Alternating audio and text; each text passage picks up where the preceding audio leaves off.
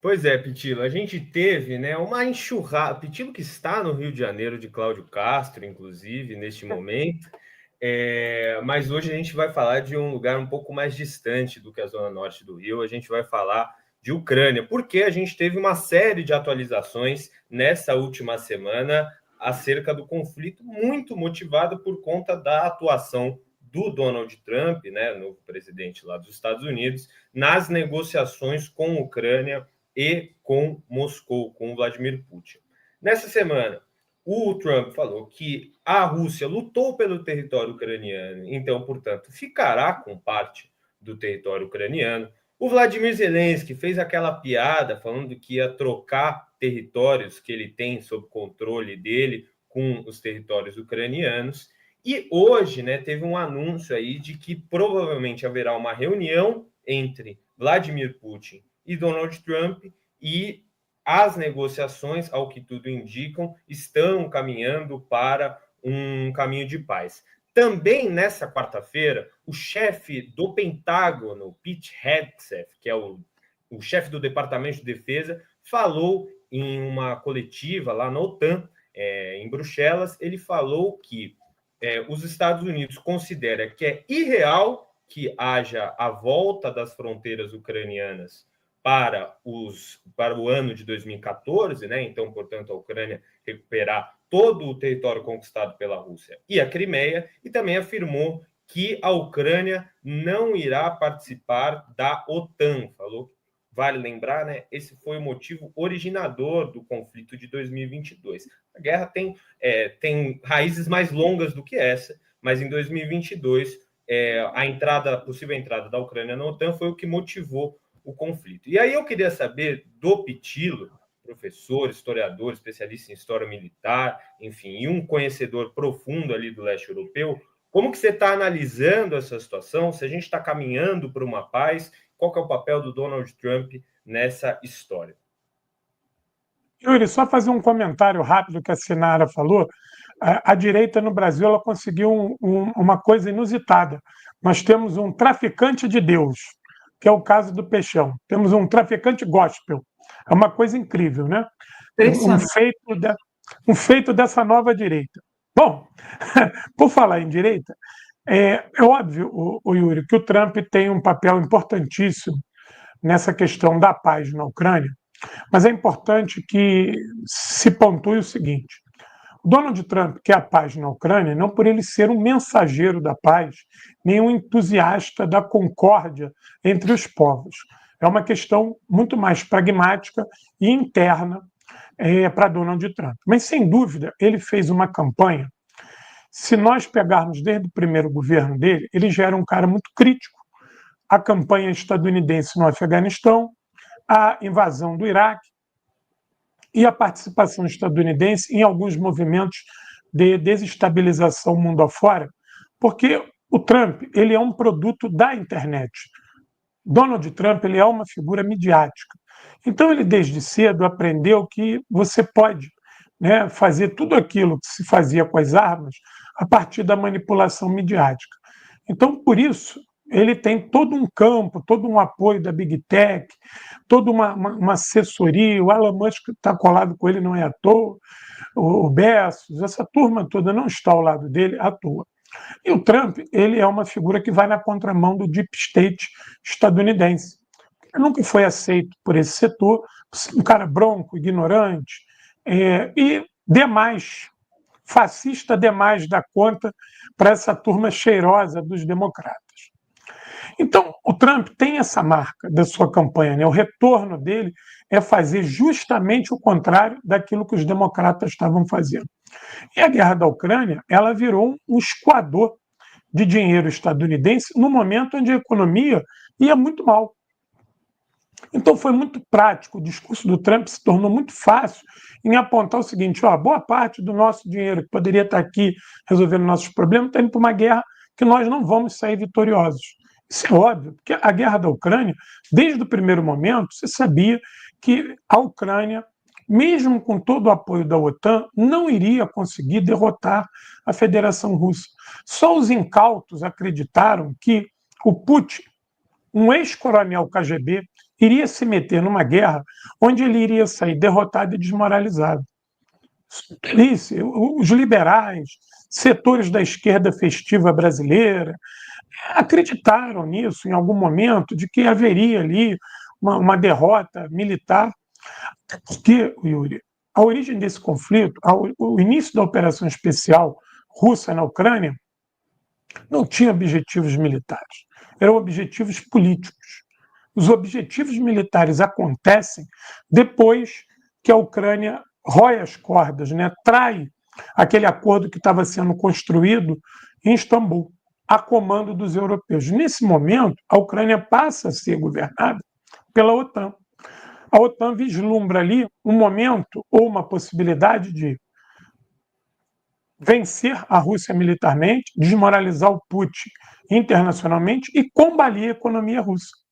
Eles acreditaram que esse combo poderia surgir na guerra da Ucrânia.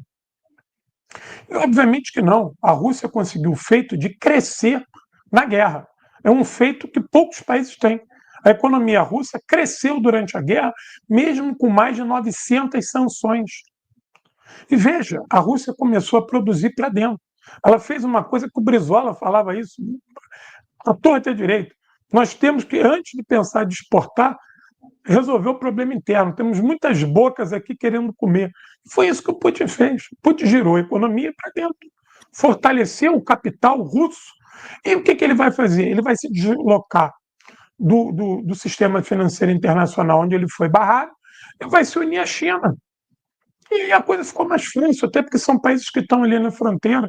E ele vai negociar com os países do espaço pós-soviético e continuou o sistema de trocas como da época da União Soviética. Só que agora sob a ótica do capitalismo, mas isso continuou. As fronteiras continuaram francas. A Rússia vendendo e comprando dos países do espaço pós-soviético. Então a Rússia se fez nesse momento. E a Europa foi mergulhada numa crise absurda, porque abriu mão de um gás de boa qualidade e barato.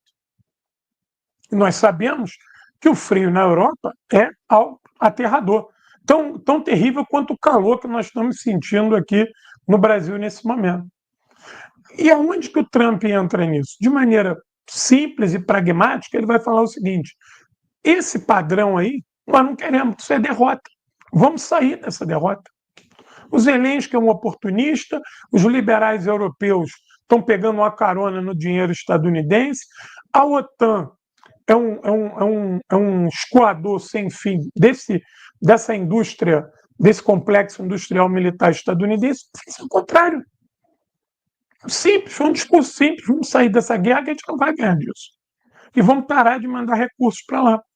Óbvio que isso não é tão simples, porque o capitalismo ele se edifica e se multiplica a partir das guerras.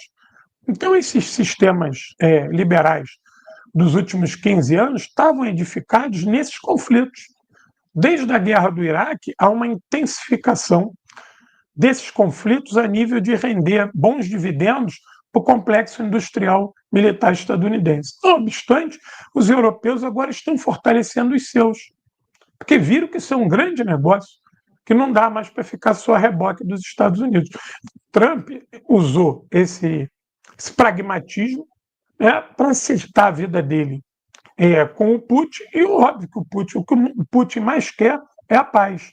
Mas a paz que interessa à Federação Russa é que essas fronteiras, essas novas fronteiras, não sejam alvo de novas tensões. Porque imagina, você entra na Ucrânia para fazer uma guerra, para liberar a sua fronteira.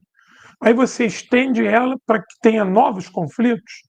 Ou seja, isso vai ser a coisa do cachorro andando atrás do rabo. Putin precisava assegurar com alguém, seja um republicano ou um democrata, de que a guerra chegará a um fim e que essa Ucrânia não vai continuar existindo como ponta de lança para novas agressões contra a Federação Russa.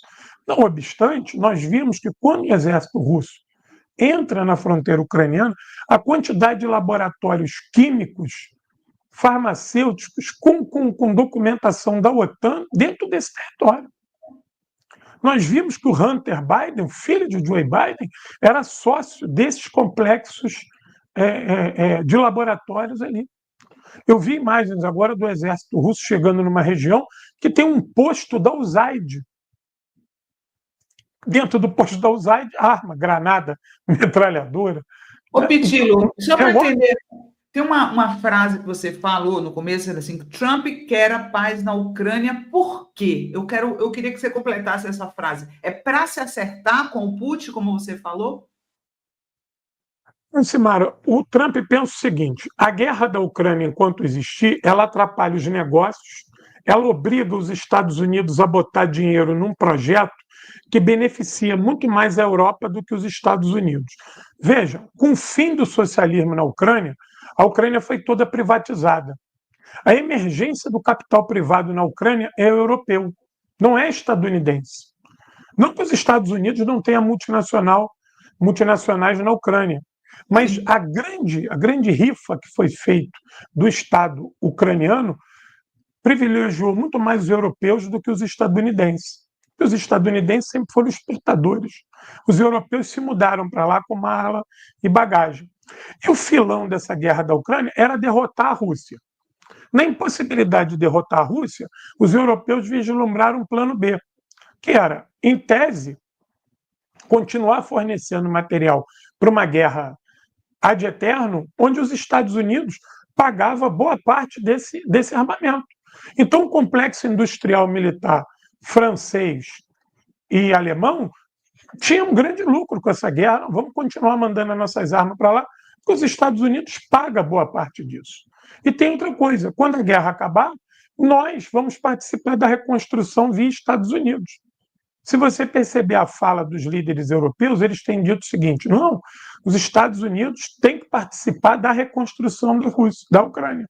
Porque a reconstrução da Ucrânia vai ser feita com crédito. A Ucrânia não tem dinheiro para pagar essa reconstrução. E quem vai tocar boa parte dessas obras são empresas europeias. Então, elas estão de novo de olho no dinheiro estadunidense. E o Trump fez o seguinte: eu vou botar esse dinheiro todo lá, vou reconstruir a Ucrânia, os europeus vão continuar lucrando e nós, um pouco, essa guerra não nos interessa. A guerra da Ucrânia, ela favorecia muito mais um projeto democrata via Europa contra a Rússia do que o projeto republicano do Trump. O Trump tem um inimigo. O inimigo do Trump é a China, não é a Rússia. A Rússia é segundo plano. Se o Trump puder ter boas relações com o mundo todo e deixar a China isolada, é o ideal, é o mundo ideal para esse Trump. Entendeu? Então, a Rússia, ela é um anteparo. Claro que hoje, para você destruir a China, tu vai passar pelo Irã, tu vai passar pela Rússia, mas se você pode isolar essa China, é um grande negócio. Então, vamos sair da Ucrânia. Tanto que o Trump fala o seguinte: o que a gente quer da Ucrânia é as terras raras, é explorar as terras raras. Vocês vão pagar tudo que a gente deu para vocês agora com as terras raras. Aí a reconstrução, o Trump já falou que não vai ter tropa estadunidense lá e que a reconstrução tem que ser bem discutida e lá para frente. Porque a reconstrução da Ucrânia vai beneficiar os ucranianos e muito mais os europeus do que os estadunidenses. E o plano maior desses republicanos é criar uma confrontação com a China. A China é um grande inimigo.